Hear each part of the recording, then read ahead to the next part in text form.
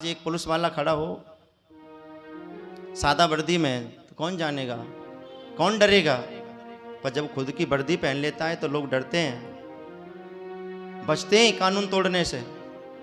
तो वैसे ही ये हमारे सनातन की पहचान है। माथे पे तिलक, शिखा, जनेऊ, कंठी, ये सनातन की पहचान है।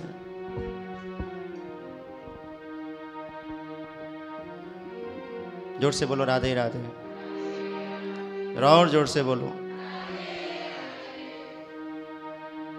पीछे वाले तो नहीं बोल रहे अभी। एक बार दोनों हाथ उठा के बोलो राधे राधे।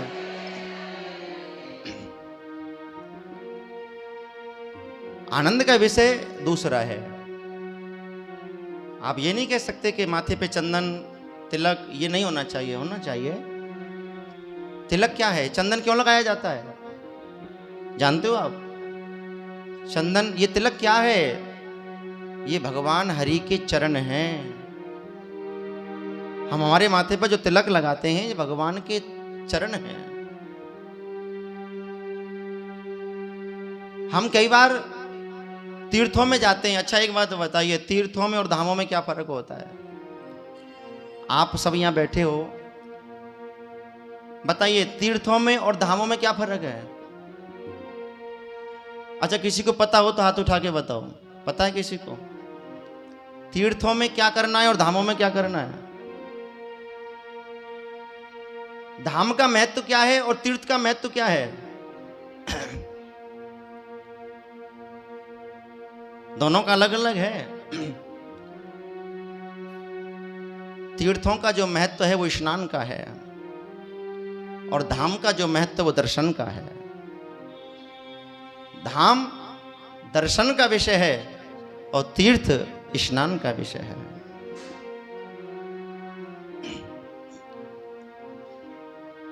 जहां भगवान ने रमण किया है, जहां भगवान ने वास किया है वो धाम है। और जहां कोई पावन नदी बह रही है, गंगा जमुना, वो तीर्थ है। वहां स्नान का पुण्य है। स्नान करने से वहां हमें पुण्य मिलता है। श्री सूत जी महाराज विराजमान हो गए। संतों ने कहा कि महाराज चलो ठीक है, पर हम कैसे मन की शांति के लिए क्या करें, कैसे हो सकती है मन की शांति? तो सूत जी ने कहा है कृष्णम प्राप्ति करम, कृष्ण की प्राप्ति करिए। कैसे होगी? कृष्णा प्राप्त करम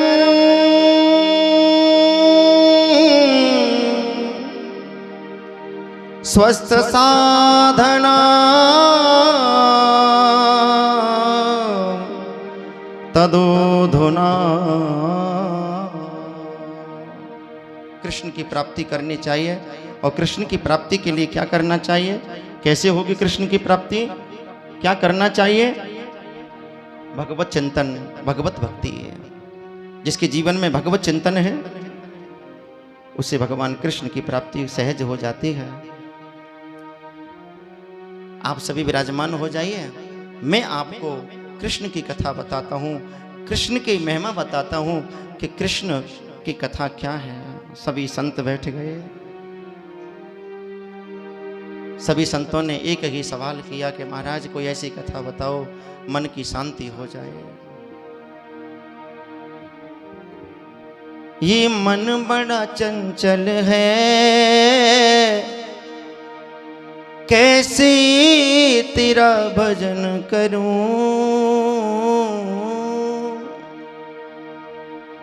मन की चंचलता के कारण भजन नहीं होता है। ये मन बड़ा चंचल है,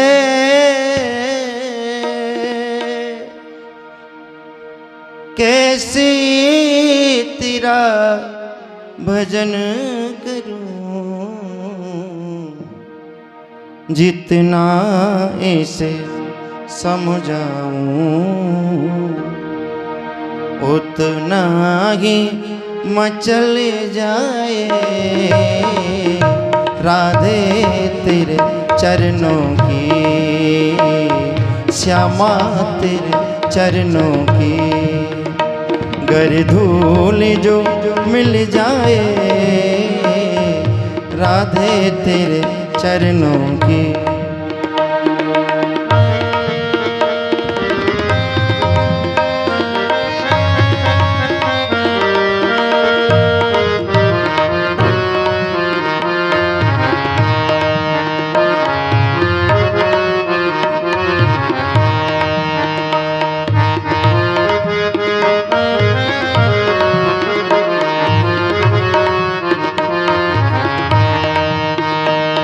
नजरों से गिराना चाहे लाख सजा देना,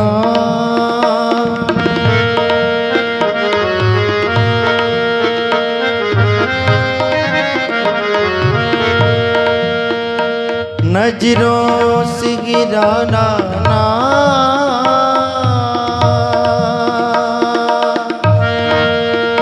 चाहे लाख सजा देना, नजरों से जो गिर जाए, नजरों से जो गिर जाए, मुश्किल ही संभल पाए, नजरों से जो गिर जाए, मुश्किल ही संभल पाए, श्यामा तेरे चरणों की, किशोरी तेरे चरणों की, गर धूल जो मिल जाए श्यामा तेरे चरणों की।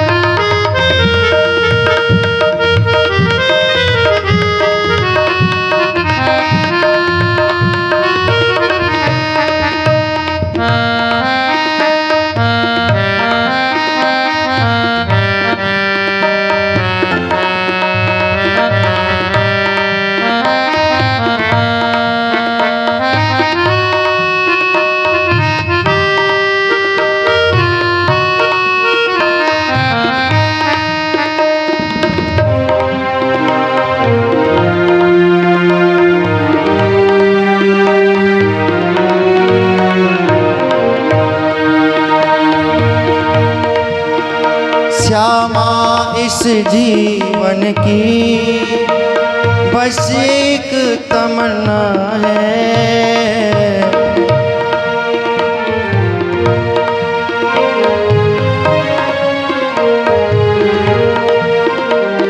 राधे इस जीवन की, राधे राधे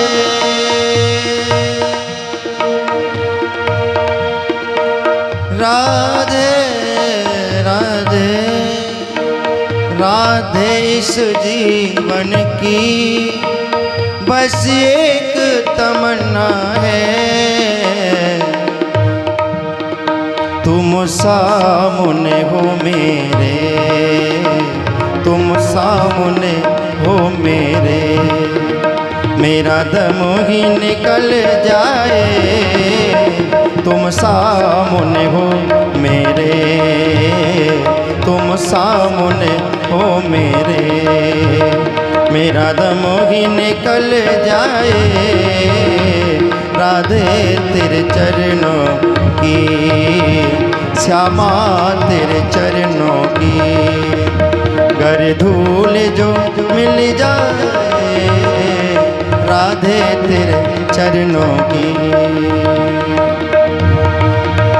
श्यामा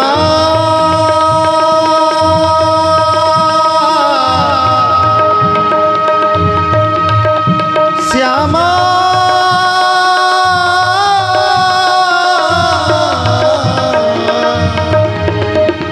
श्यामा श्यामा श्यामा श्यामा राधे तेरे चरणों की, गर धूल जो मिल जाए, श्यामा तेरे चरणों की, कर धूल जो मिल जाए। राधे मोही कब अपनाओगी,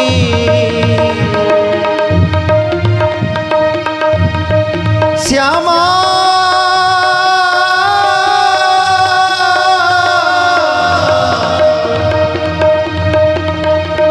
मोही कब अपनाओगी,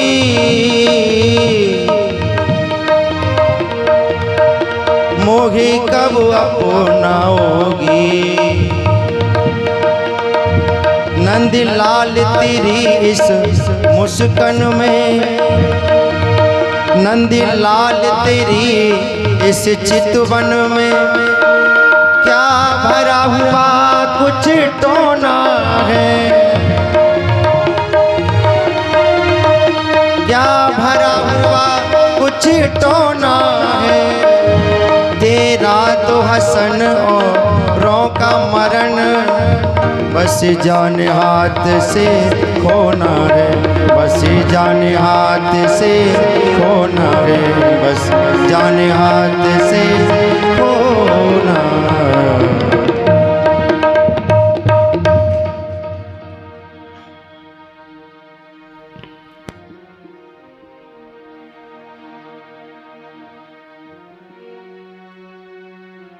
श्री कृष्ण का चिंतन कैसे हो?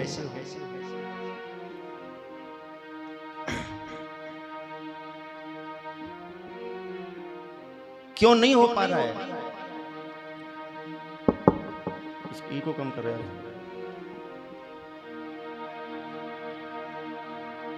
कल युग के प्रभाव के कारण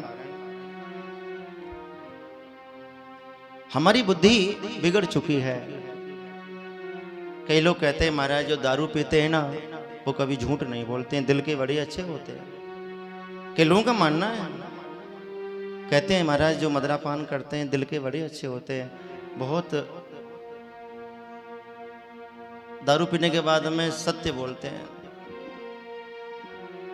एक कोई दारू पी के पड़ा था नाली में, एक सज्जन जा रहे थे, उसके साथ एक सज्जन और जा रहे थे, उनके मित्र। थोड़ा ही को कम और कर। दोनों में बात चल रही थी, बताओ दुनिया में कौन बड़ा। तो दूसरे वाले ने कहा कि भैया दुनिया में कौन बड़ा? दुनिया में तो भगवान विष्णु बड़े हैं और कौन बड़ा हो सकता है। बोले वो काहे का बड़ा? जो शेष सैया पे पड़ा। तो फिर शेषनाग जी बड़े होंगे। बोले शेषनाग कैसे बड़े? जो भोले बाबा के गले में पड़े। तो भोले बाबा बड़े हो गए। तो भोले बाबा काहे का बड़ा? जो कैलाश पर्वत पर पड़ा। तो फिर कैलाश पर्वत बड़ा हो गया। बोले कैलाश पर्वत काहे का बड़ा? जो पृथ्वी पर खड़ा। तो भैया फिर पृथ्वी बड़ी हो गई। बोले पृथ्वी काहे की बड़ी? पृथ्वी काहे की बड़ी? जो गाय के सींग पे खड़ी। अब दोनों में बहस हो रही थी बहुत देर से कि ये बड़ा कि वो बड़ा, कि ये बड़ा कि वो बड़ा। अब जो दारू पी के नाले में पड़ा था वो पता है क्या बोला? कि दुनिया में वही बड़ा जो दारू पी के नाले में पड़ा, कोई बड़ा नहीं है। दुनिया में वही बड़ा जो पी के नाले में पड़ा। कई लोगों का मानना है कि भैया दारू पीने वाले मन के बड़े अच्छे होते हैं, पर मन के तो अच्छे होते हैं पर बुद्धि तो बिगड़ जाती है ना, बुद्धि का तो नाश हो जाता है। जैसे पतझड़, इको इसका कम कर थोड़ा, पहले जैसा जब चल रहा था ना बस इको। जैसे पतझड़ पेड़ों को झाड़ ले जाता है, थोड़ा थोड़ा सा रखना हल्का सा। पतझड़ पेड़ों के फूल पत्ते सब झाड़ ले जाता है और वसंत ऋतु आती है तो फिर हरा भरा कर देती है। वैसे ही संसार में नशा करना, अति वासनाओं में डूब जाना, पर नारी का गमन करना,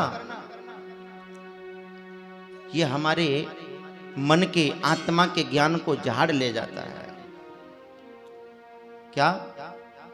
संसार की ये वासना आंधी है, और ये संसार रूपी आंधी, वासना रूपी आंधी आत्मा के ज्ञान को झाड़ ले जाती है।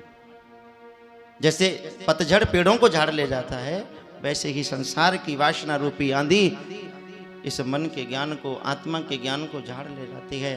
परंतु जब हमारे जीवन में कथा का प्रवेश होता है, सत्संग का प्रवेश होता है, जैसे बसंत ऋतु का प्रवेश होता है और वह फल पत्ते दोबारा से हरे भरे हो जाते हैं, वैसे हमारी आत्मा का ज्ञान दोबारा से जागृत हो जाता है। इसलिए भगवत कथा जरूरी है जीवन में, सत्संग जरूरी है, संतों का संग जरूरी है।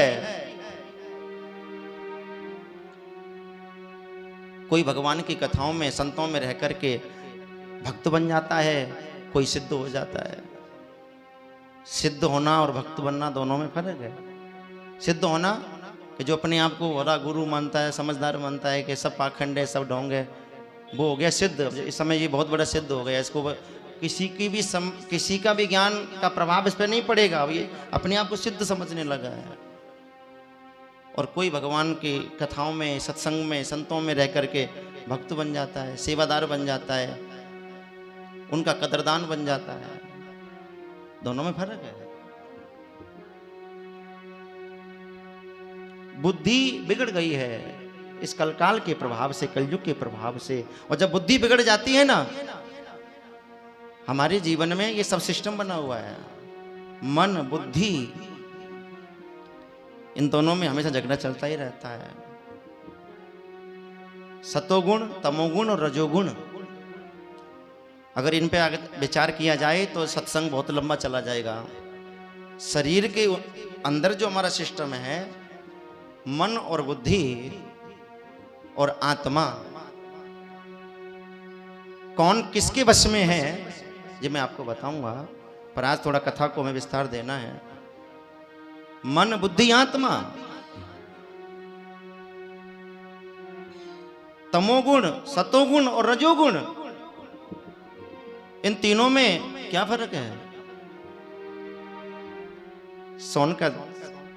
सोनकादि संत जो बैठे हैं सभी टकटकी लगा के देख रहे हैं कि महात्मा जी कुछ अच्छी बात बताएंगे, और सूत जी परोस रहे हैं, क्या सत्संग परोस रहे हैं। और परोसने वाला जब भाव से परोसता है तो ग्रहण करने वाला भी भाव से खाता है।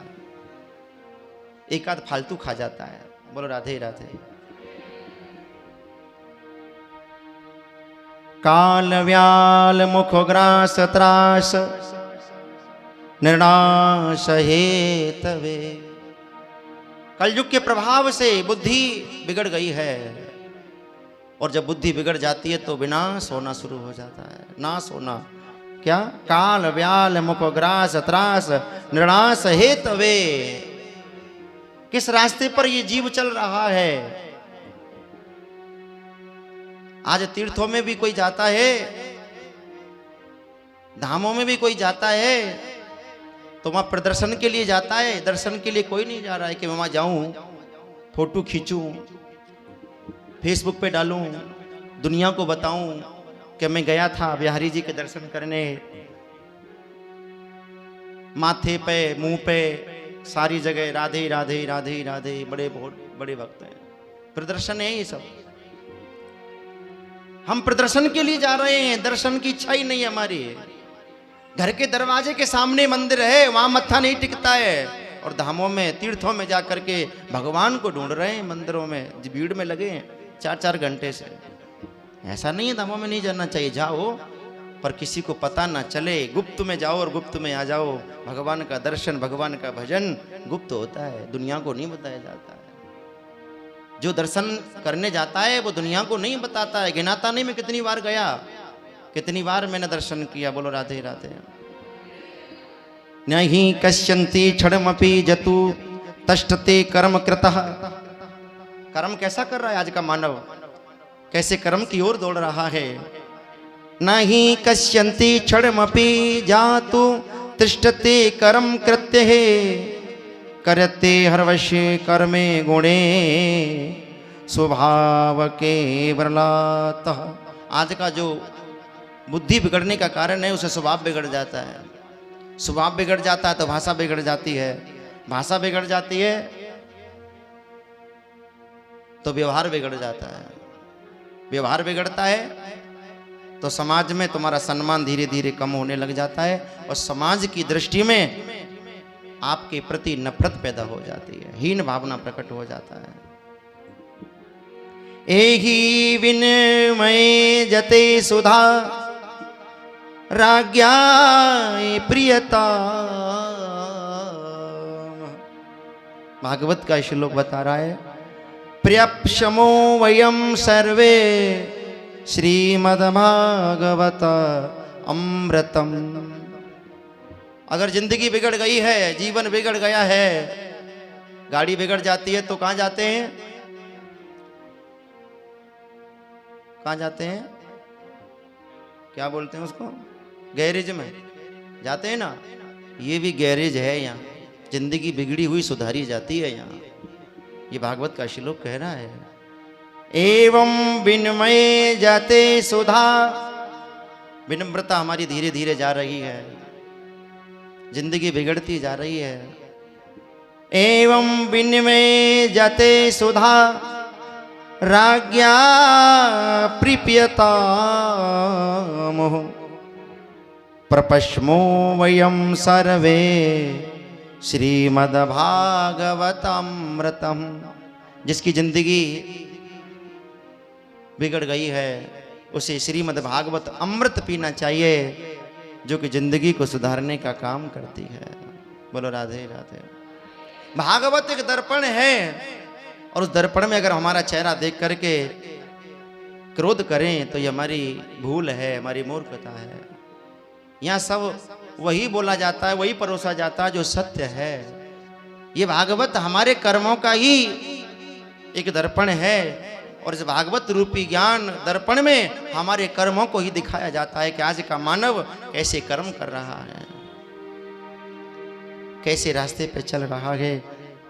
सभी संत बोले तो महाराज देर क्यों करते हो, हमें भी अब ये भागवत कथा परोस दो। हमारा मन इस भागवत कथा को सुनने के लिए व्याकुल हो रहा है। हम बार बार जन्म लेते हैं, बार बार मृत्यु हो जाते हैं। पुण्यपी जन्म पुण्यपी मरणम पुण्यपी जननी जठीर शयनम। बार बार जन्म और मृत्यु के भय से कैसे मुक्त हुआ जाता है, जरा कृपा करके बताइए। अवो भक्त विज्ञाहीन ददो से कथामृतम। भागवत कथा अमृत से ही हमारे जीवन का जो भय है, भय का मतलब जानते हो? कोई रिश्ता बन गया, ये टूट न जाए, ये भय रहता है ना, ये टूट न जाए। बच्चा है, बच्चा बड़ा समझदार है, हे भगवान इसे बुरी संगत से बचाना, जो बिगड़ न जाए। आजकल संगत से ही बच्चे बनते हैं और संगत से ही बिगड़ जाते हैं।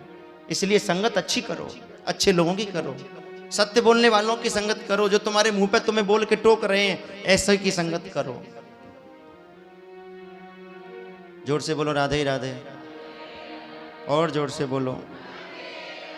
औ भक्तस्य विज्ञाहीन ददोषे कथामृतम श्रीमद्भागवती वार्ता सुनमपि दुर्लभम। भागवत कथा बड़ी दुर्लभ है। कथा का प्रदर्शन तो कहीं भी मिल जाएगा, पर भगवत कथा का दर्शन कहीं कहीं मिलेगा। ये व्यासपीठ बड़ी पवित्र पीठ है। यहां से जो परोसा जा रहा है वो अमृत है। अब ग्रहण करने वाला विभीषण है कि रावण है ये पता नहीं है। बोलो राधे राधे, जोर से बोलो राधे राधे। भागवत कथा एक वरदान है। आप 7 दिन का नियम लेकर के सुनो, व्रत लेकर के सुनो, आपके रोग होगा तो रोग का नाश करेगी। अगर तुम्हारे घर में संतान नहीं है तो संतान की वृद्धि होगी। अगर तुम्हारे जीवन में धन नहीं है तो धन की वृद्धि होगी। नियम लेकर के, व्रत लेकर के 7 दिन तक सुन के तो देखो, करवा के तो देखो। जो मांगोगे इसकी छाया में बैठ करके वो तुम्हारी झोली में फल डालेगा। गोपाल मेरा कन्हैया। और इसके लिए आपको व्रत करना पड़ेगा, त्याग करना पड़ेगा। 7 दिन तक काम वासना, क्रोध, जमीन पे सोना, एक टाइम भोजन करना, नंगे पैर रहना, झूठ नहीं बोलना, किसी से भी प्रतिहीन भाव ना आए, किसी से नफरत ना हो, एकदम 7 दिन तक पवित्र मन करके व्रत लेकर के आप सुन के देखो, जो मांगोगे वो देगा ये गोपाल आपको। करके देखो। इस कलकाल में भागवत साक्षात कृष्ण है, आप जो मांगोगे वो मिलेगा। बस मांगने वाले के मन में खोट ना हो, मांगने वाले के मन में पाप ना हो। बोलो राधे राधे। संसार में सब मिल जाएगा, पर परमात्मा की कथा बड़ी दुर्लभ है। इस व्यास पीठ को, इस भागवत को हमने खंडित कर दिया है।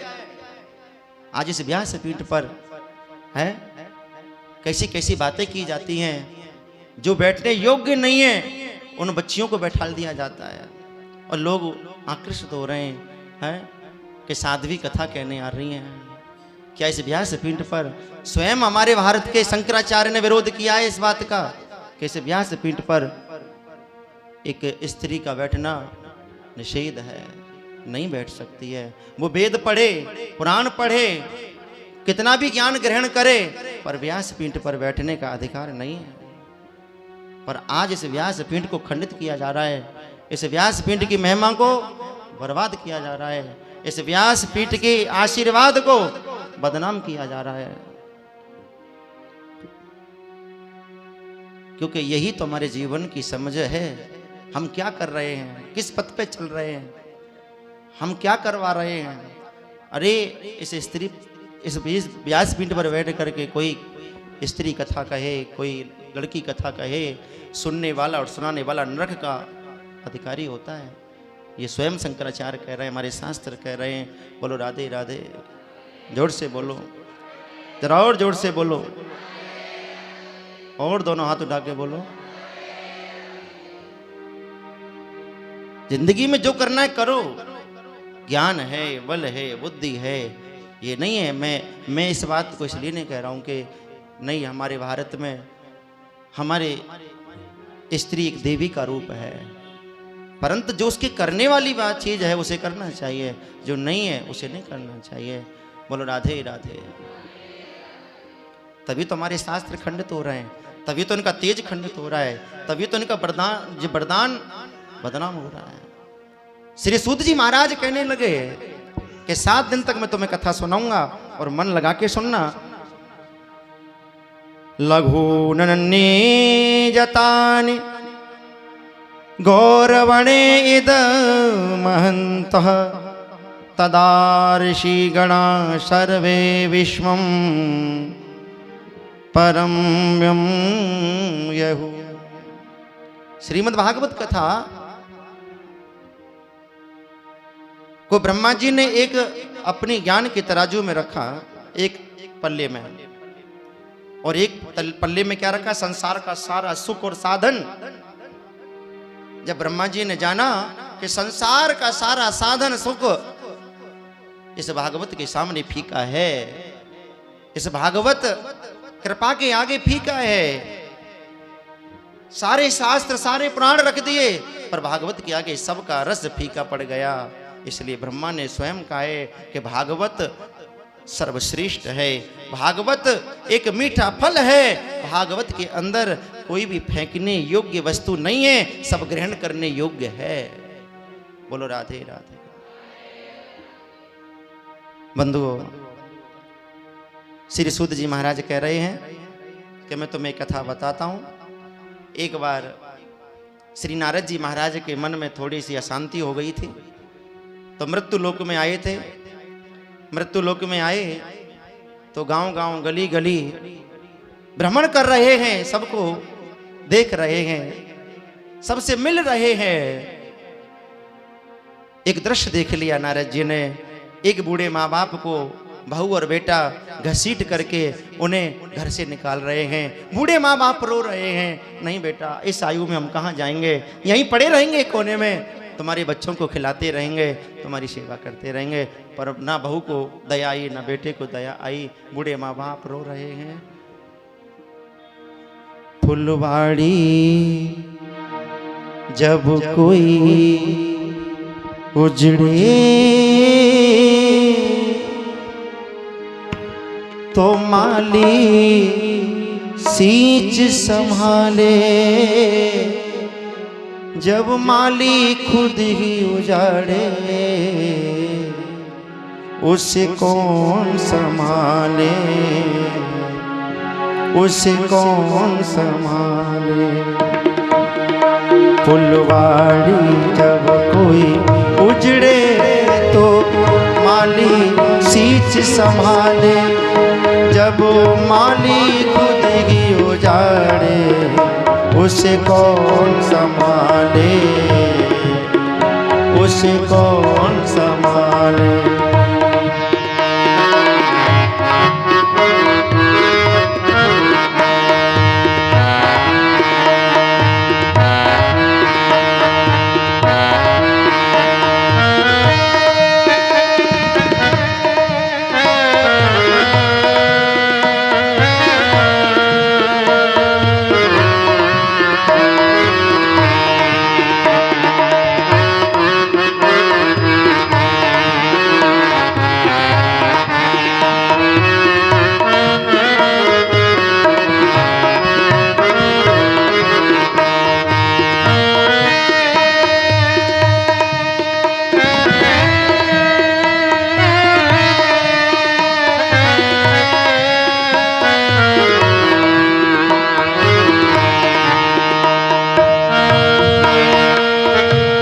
माँ बेटे का इस जग में बड़ा है निर्मल नाता, माँ बेटे का इस जग में बड़ा है निर्मल नाता।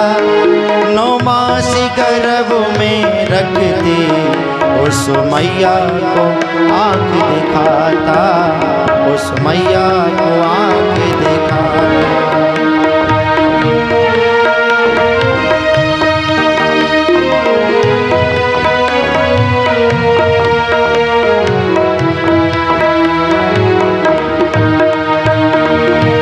बेटे का इस जग में बड़ा है निर्मल नाता, बड़ा है निर्मल नाता।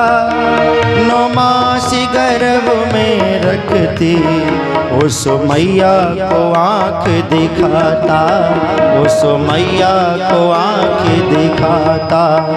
जब बेटा माँ से रूठे तो माता उसे मनाए, जब माँ बेटे से रूठे उसे कौन मनाए, उसे कौन मनाए, उसे कौन मनाए।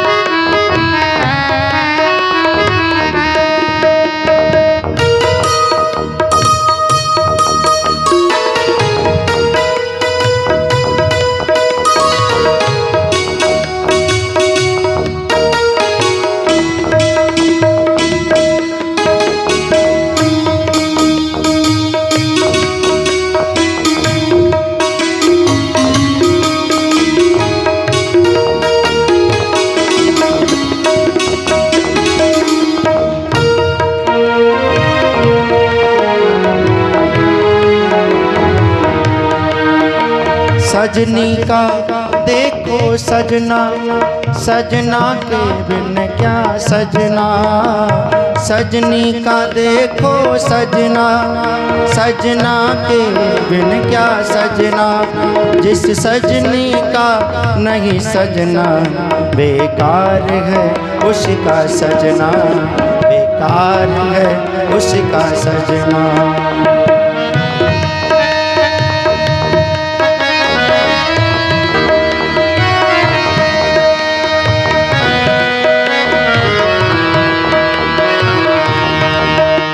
सजनी का देखो सजना, सजना के बिन क्या सजना, जिस सजनी का नहीं सजना, बेकार है उसका सजना, बेकार है उसका सजना।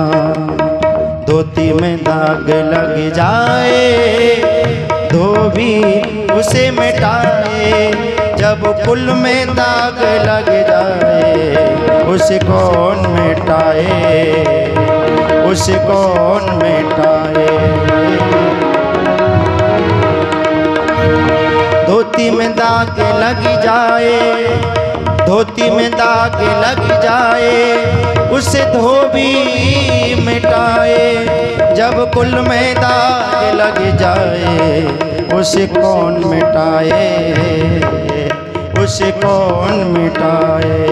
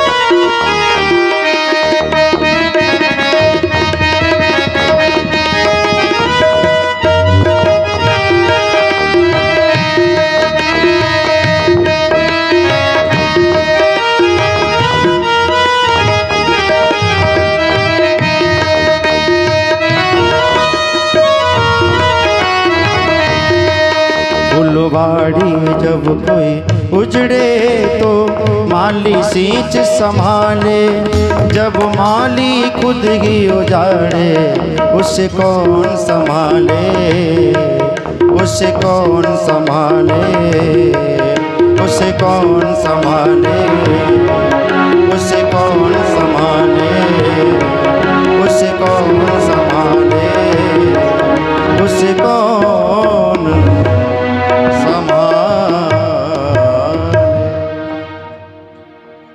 नारद जी बहुत व्याकुल हो गए। अरे ये स्वार्थ की दुनिया है, स्वार्थ लाग करें सब प्रीति, सुर नर मुनि सब की यही रीति। यहाँ बिना स्वार्थ के कोई किसी से बात नहीं करता है। जिस माँ बाप ने जन्म दिया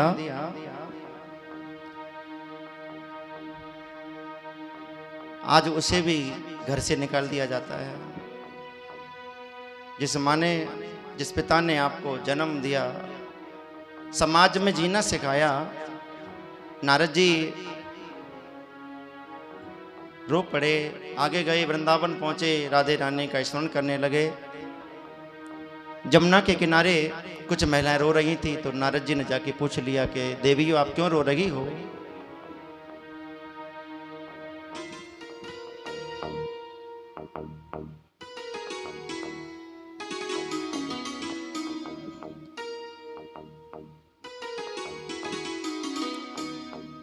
वह महिला खड़े होकर के नारद जी को अपना परिचय देने लगी कि मैं भक्ति हूं। भक्ति माता क्यों रो रही हो? तो माता भक्ति ने कहा कि मेरे दो पुत्र ज्ञान और वैराग्य दोनों वृंदावन में आके बूढ़े हो गए हैं।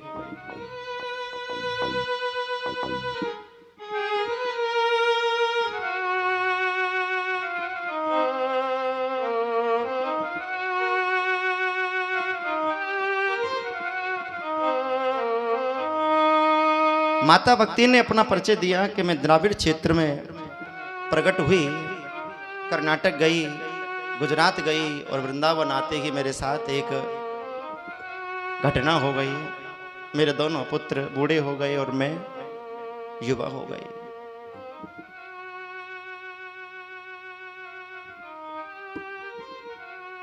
हे नारद, जिस माँ के दोनों बच्चे बूढ़े हो गए हों, उसके हृदय में कितनी पीड़ा होगी। उसी पीड़ा के कारण मैं रो रही हूं। नारद जी ने वेद पढ़े, प्राण पढ़े, पर कोई भी समाधान नहीं हुआ। तभी एक आकाशवाणी हुई। सूर्य भगवान ने कहा कि हे नारद, श्रीमद् भागवतः श्रीमद् भागवत क्यों प्रतीच्यः कृष्ण एवं ही। ज्ञान वैराग्य को मुक्त चाहिए तो कृष्ण की कथा सुनाओ। कथा सुनाने वाला वक्ता भी तो श्रेष्ठ होना चाहिए।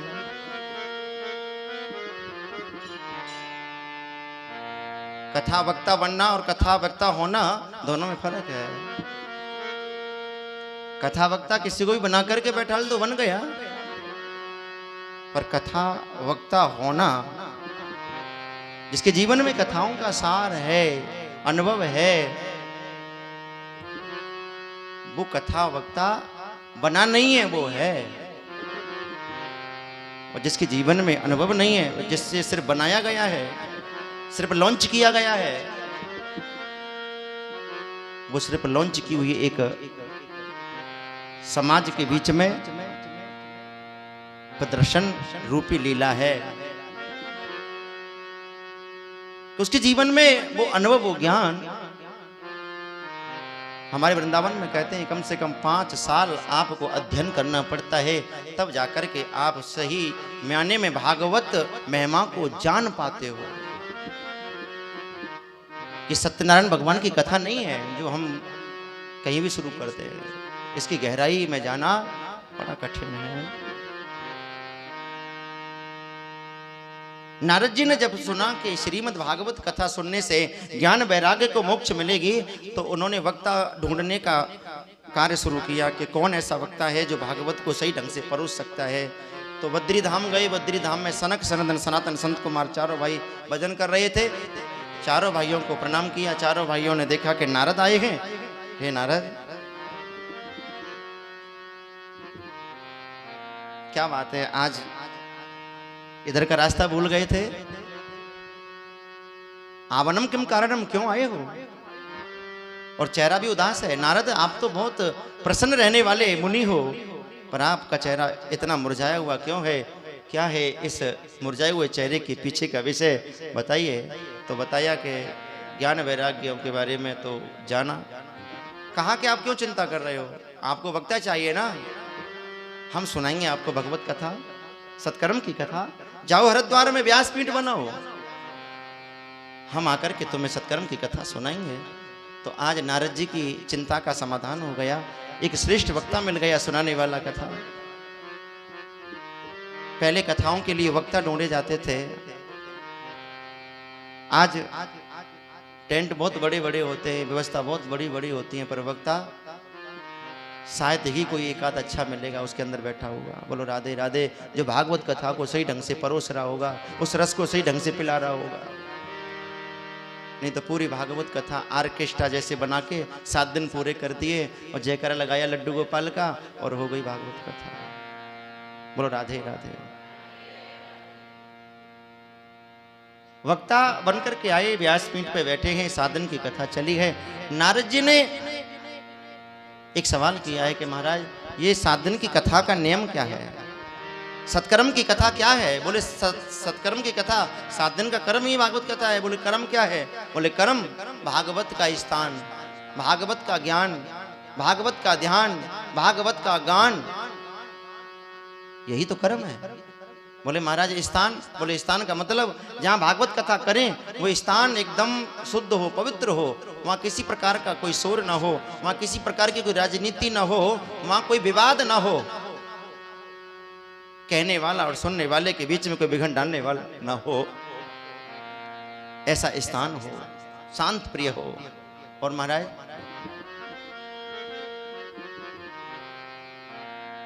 भागवत का गान, जिस भागवत को गाया जाए वह स्वर मीठा हो, सुरीला हो। और महाराज ज्ञान? बोले हाँ, जो भागवत कहे उसे ज्ञान हो, भागवत की समझ हो। और ध्यान? बोले हाँ, ध्यान भी होना चाहिए। भागवत में बैठे और ध्यान घर में है तो कथा का प्रभाव नहीं पड़ेगा। तन यहाँ है, मन कहीं और है तो कथा का प्रभाव नहीं पड़ने वाला है। ध्यान से सुनोगे तो ही तो समझ में कोई बात बैठेगी। बोलो राधे राधे। महाराज एक सवाल और है। बोले पूछो। कि कोई मरने के बाद प्रेत बन जाए तो क्या वो भी तर जाता है भागवत सुन के? बोले हाँ, मैं आपको एक कथा बताता हूँ। एक आत्मदेव नाम के ब्राह्मण थे, बड़े ही विद्वान थे। उनकी पत्नी का नाम था धुंधली। अब समय भी ज्यादा नहीं बचा, हमारे पास 7 बजने वाले हैं।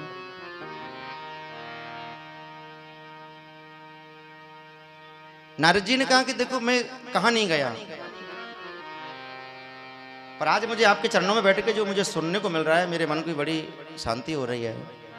अहम तु पृथ्वी यतो यत्वः सर्वो मतिः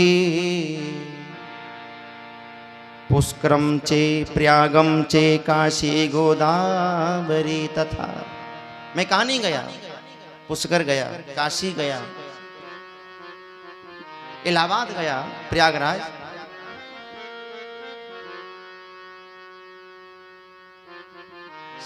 सारे धामों में गया, सारे तीर्थों में गया, पर मन में शांति नहीं हुई।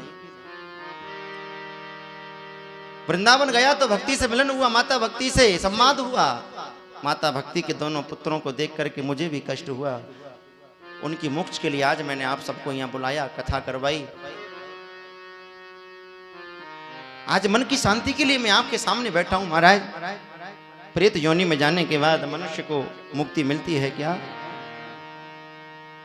तो कथा बताई कि आत्मदेव नाम के ब्राह्मण की पत्नी का नाम धुंधली है, जो बड़ी आलसी है। घर की अर्धांगिनी, घर की पत्नी अगर आलसी हो ना तो गृहस्थ टूट जाता है। गृहस्थ में कई विघ्न आते हैं, झगड़ा शुरू हो जाते हैं। घर की गृहिणी से घर बनता है, पत्थरों से घर नहीं बनता है, ईंटों से घर नहीं बनता है। घर बनता है घर की गृहिणी से। घर की गृहिणी श्रेष्ठ है, समझदार है, तो वो घर को स्वर्ग बना दे। और गृहिणी चाहे तो घर को नरक बना दे। घर की गृहिणी चाहे तो घर को मंदिर बना दे, और घर की गृहिणी चाहे तो घर को महाभारत का मैदान बना दे।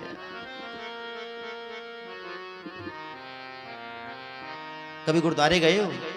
आप तो जाते होंगे। वहां सिर नहीं उघारा जाता है। जेंट्स हो चाहे महिला हो, सिर पे पल्लू या रूमाल रख के जाते हैं। आज हमारे सनातन पर दुनिया उंगली उठाती है। क्यों उठाती है जानते हो? कहीं ना कहीं हम ही उसके कारण बने बैठे हैं।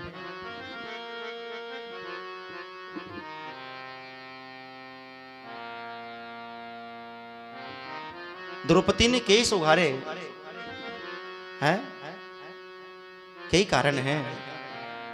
अब तो व्यासपीठ से भी कई कथाएं गाई जाती हैं, तो केस खोल करके कथाएं की जाती हैं। बताओ, जिसकी खुद के जीवन में मर्यादा नहीं है वो आपको क्या सिखाएगा?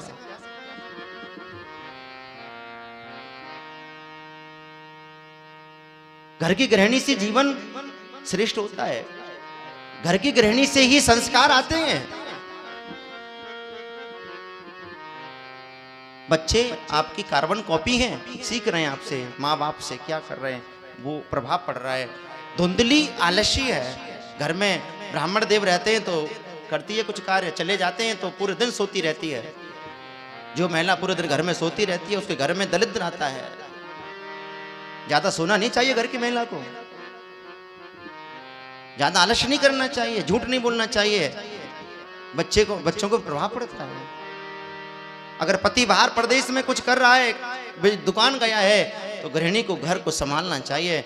जहां कुछ बच सकता है बचाना चाहिए। आज घरों में महीने में 20 दिन होटल से खाना आने लगा है। महीने में 20 दिन होटलों से खाना आने लगा है। घर के अंदर सारी पैकिंग का सामान आने लगा है। दूध हो, मसाले हो। पहले माताएं घर में ताजा बनाती थी, ताजा खाती थी। मसाले भी रोज पीस करके डालती थी सब्जियों में। अब सब पैकिंग का आने लगा है। बोलो राधे राधे। चलो ये एक विषय है, अलग है। घर की गृहिणी से जीवन में श्रेष्ठता आती है। धुंधली आलस्य है। घर में तुलसी का पौधा है वो सूख गया है, गाय है वो बांझ हो गई है। एक दिन ब्राह्मण दुखी हो गई, कोई गली में जा रहा था, बोले अरे भाई इस ब्राह्मण का मुंह मत देखना। बोले क्यों? बोले कि निर्वंशी है, इसके कोई औलाद नहीं है, पूरा दिन खराब हो जाएगा। ब्राह्मण को गिलानी हो गई। जंगल में पहुंच गए, एक वृक्ष के नीचे बैठ के रोने लगे। एक संत जा रहे थे, संत की नजर पड़ी, ये बालक क्यों रो रहा है? पूछ लिया। दयावान थे संत। बेटा क्यों रो रहे हो? चरण पकड़ लिए। बोले महाराज आप तो घट की जानने वाले हो, आप जानते हो मैं क्यों रो रहा हूँ। बोले बताओ बेटा क्यों रो रहे हो? बोले मेरे कोई संतान नहीं है इसलिए रो रहा हूँ। मस्तकों की रेखा को देखा। संत ने कहा कि तेरे 6 जन्मों तक संतान नहीं है। बोले वो तो मैं भी जानता हूँ, मैं भी ब्राह्मण का बेटा हूँ, मैंने भी वेद पढ़े हैं, ज्योतिष पढ़ी है, जानता हूँ। पर मैं आज अपने भाग्य को बनाने के लिए जंगल में आया हूँ, संतों की शरण में आया हूँ। भाग्य बनाने वाला तो विधाता है, पर उस भाग्य को बदलने वाले संत होते हैं। भाग्य बनाने वाला विधाता है, बदलने वाले संत होते हैं। आप संत हो, कृपा करो मेरे ऊपर, मेरी झोली में भी एक बालक डाल दो, एक संतान डाल दो। हे गुरुदेव इस बालक पर कृपा करो। बोले नहीं नहीं नहीं नहीं बेटा, बेटा हो के मर जाए तो शांति मिल जाती है, बेटा ना हो तो शांति मिल जाती है, पर पुत्र का पुत्र बन जाए तो माँ बाप को जीवन भर शांति नहीं मिलती है। क्या करेगा बेटा मांग करके, औलाद मांग करके? कुछ और मांग ले, भगवान की भक्ति मांग ले, है मोक्ष मांग ले, जो मांगना है मांग ले। क्या करेगा संतान मांग करके? बोले नहीं मुझे तो संतान चाहिए। बोले नहीं है तेरे भाग्य में, नहीं दे सकता मैं।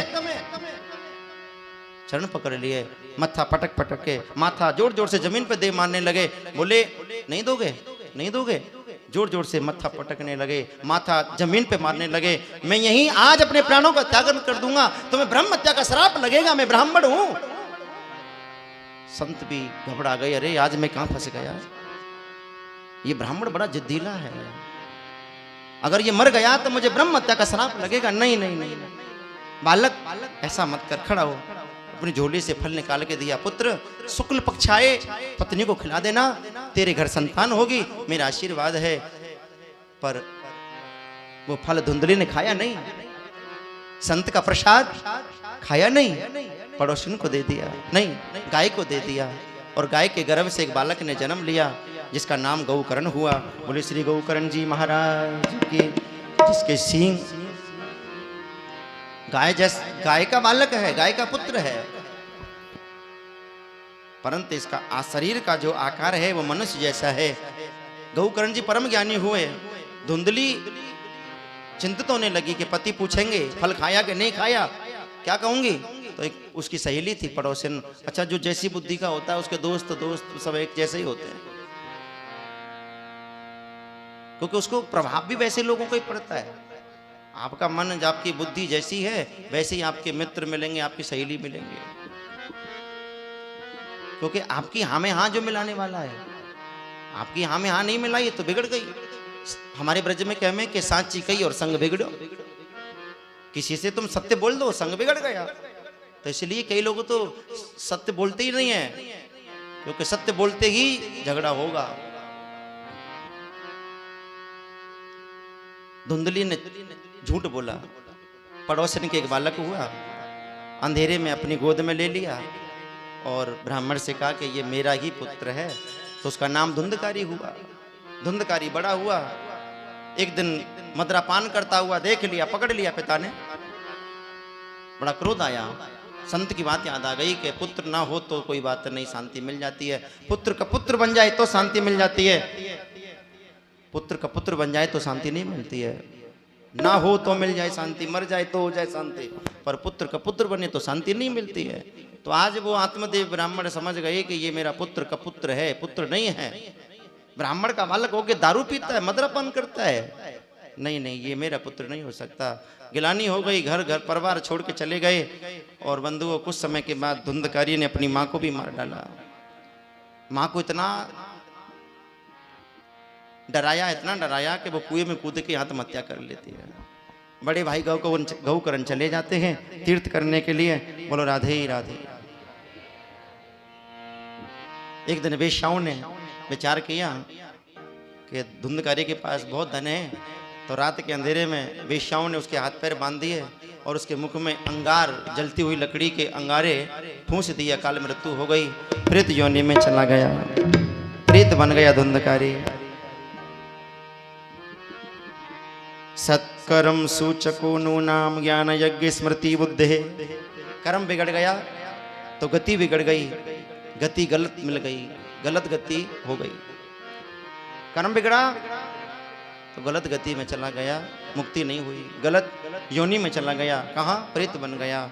आप ये सोचो कि हम आत्महत्या कर लेंगे तो स्वर्ग में जाएंगे, नहीं, किसी ऐसी योनि में जाओगे जो आपको समय तो पूरा करना ही पड़ेगा, जो भगवान ने लिखा वो पूरा करना ही पड़ेगा। पर गलत योनि में पीड़ा बहुत होती है। धुंधकारी बहुत परेशान हो रहा है। सत्कर्म सूचको नूनाम ज्ञान यज्ञ स्मृतो बुद्धे। श्रीमद्भागवता तुवती शुक्ल दिव्यम। सुखदेव जी महाराज की इस कथा का बड़ा ही पावन प्रसंग है। आगे एक प्रसंग आता है कि धुंधकारी जब प्रेत बन गया तो वो बहुत पीड़ित था, परेशान था। तो गौकरण जी अपने घर में आए हैं और घर में आकर के देखा घर में कोई नहीं है, न पिता है, न माँ है, न भाई है। धुंधकारी भी मर चुका है। भजन माला लेकर के माला फेर रहे थे तो धुंधकारी प्रेत योनि में था, तो डरा रहा था अपने भाई को। कभी शेर की योनि में शरीर में आकर के, कभी रीछ की शरीर में आकर के, अलग अलग शरीर बदल रहा था। भयानक आवाजें हो रही थी। गौकर्ण जी बोले तू कौन है, मुझे मत डरा, मेरी भजन में विघ्न मत डाल, बता तू कौन है। हाथ में जल्ले की छिड़का है। तो बोल पड़ा है धुंधकारी, प्रेत होकर के भी बोल पड़ा है, अहो भ्राता तयोष्मि धुंधकारी तनामतम स्वकेनेवं दोषणा ब्रह्मत्वेनाशितं माया। भैया धुंधकारी अपने भाई गौकर्ण से कहने लगा, भैया मैं तेरा छोटा भाई हूँ, धुंधकारी मरने के बाद मैं प्रेत बन गया हूँ, भैया मुझे मोक्ष दे दो, मेरी मोक्ष करा दो, भैया मेरी मोक्ष करा दो।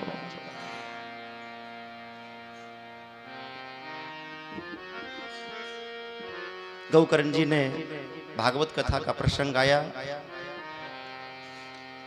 7 गांठ का वास गाड़ा है, सुंदर बगीचे में भागवत कथा को गाया है। भाई को देख करके भाई को दया ना आए ऐसा हो नहीं सकता है। सगा नहीं था, वो गौ का पुत्र था और वो धुंधकारी धुंधली का था। फिर भी एक भाई के प्रति भाई का प्रेम देखो। गौकर्ण अपने भाई के कष्ट को देख नहीं पाए। पिंडदान किया था गया में, पर मोक्ष नहीं मिली। क्यों नहीं मिली? क्योंकि गौकर्ण जी सगे भाई नहीं थे, उस गोत्र के नहीं थे। आपको मुक्त तभी मिलेगी जब आपके गोत्र का हो, आपका बेटा हो। जब आपका गोत्र का ही नहीं है, आपका बेटा ही नहीं है, तो गति कैसे मिले, सदगति कैसे हो। सूर्य भगवान से प्रार्थना की, सूर्य भगवान की कृपा से भागवत कथा हुई। ये प्रसंग मैं आपको कल सुनाऊंगा। आज की कथा को जी ठाकुर जी के चरणों में अर्पित कर देते हैं और कल पुनः श्रीमद् भागवत कथा को सुनने के लिए सभी 4 बजे यहाँ उपस्थित हों। और प्रतिदिन यहाँ पर भागवत जी की पूजा होती है। कोई भी यजमान पूजा करना चाहते हो वह अपना नाम हमारे श्री विनोद जी के पास लिखवा दें।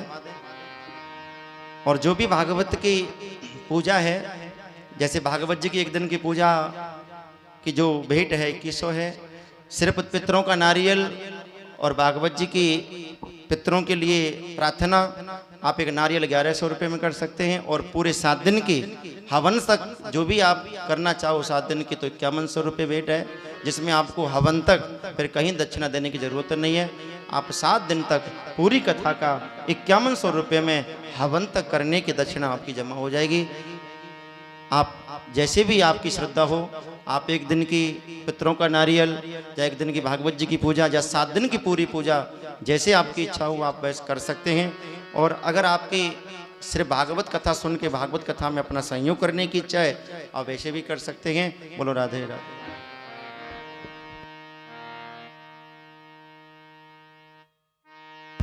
और सभी माताएं प्रसाद लाने के लिए,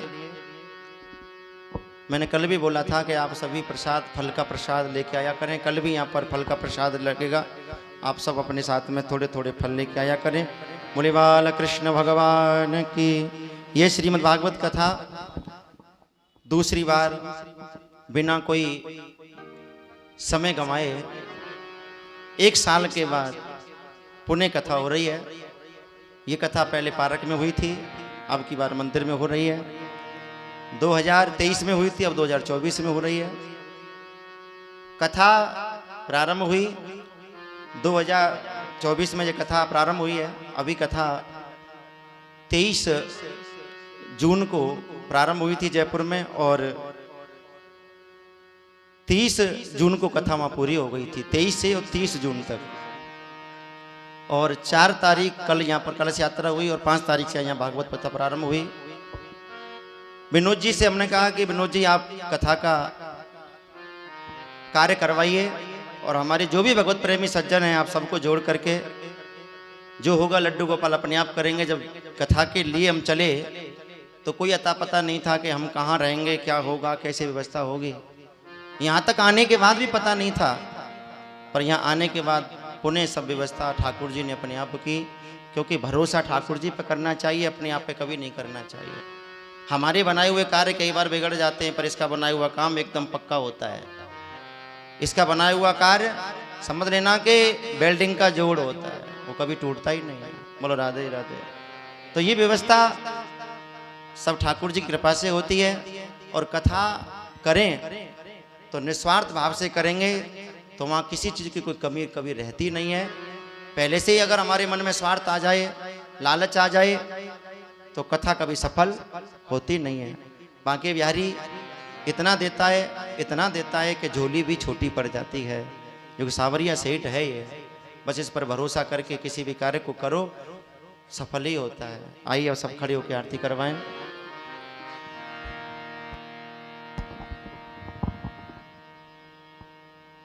उधर से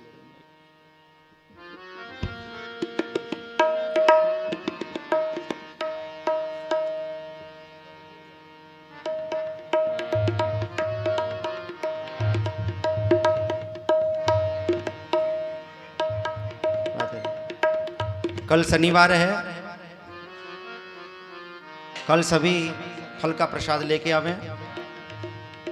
जिससे जो बन पड़े, चाहे आधा किलो 1 किलो फल सब लेके आया करें। वही प्रसाद आपको यहाँ बांट दिया जाएगा। प्रसाद ही वैसे तो यहाँ मैं किसी को भी कह दूँ तो कोई एक बंदा ही लाके बांट देगा, पर मैं चाहता हूँ कि सबका थोड़ा थोड़ा बटे तो सबको कृपा बराबर मिले। Hello hello.